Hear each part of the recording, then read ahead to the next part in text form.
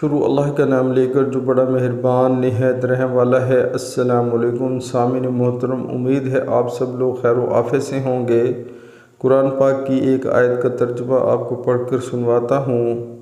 اور بادلوں کی گرج اسی اللہ کی تسبیح اور حمد کرتی ہے۔ سبحان اللہ۔ پیارے مسلمانوں، یہ جو بادل ہیں اللہ تعالیٰ کے حکم سے آسمان میں چلتے پھرتے ہیں، ان کی جو گرج اور چمک ہے، یہ سب جو ہے تسبیح کرتے ہیں اللہ تعالیٰ کی۔ اور اس کے علاوہ دنیا کے اندر جتنے چرند پرند ہیں اور درخت ہیں، پودے ہیں، پہاڑ ہے، سب اللہ کی تسبیح کرتے ہیں۔ لیکن افسوس، ایک انسان بد نصیب ہے کہ وہ اللہ تعالیٰ کی اتنی نعمتیں ہونے کے باوجود اللہ کی تسبیح سے قاصر ہے۔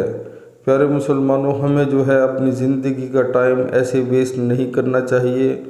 ہو سکتا ہے آج ہم بیٹھے ہیں، اگلے پل میں نہ ہوں، اللہ تعالیٰ ہمیں بلا لے، تو اس سے پہلے ہمیں چاہیے کہ ہم اپنی زندگی کو سنواریں، اللہ کے راستے پر چلیں، سچی توبہ کر کے، پکے دل سے توبہ کر کے اللہ کے حضور جو ہے سجدہ کرنا شروع کر دیں، اور جو ہے آخرت کے بارے میں بھلائی مانگیں، دنیا کی بھی بھلائی مانگیں۔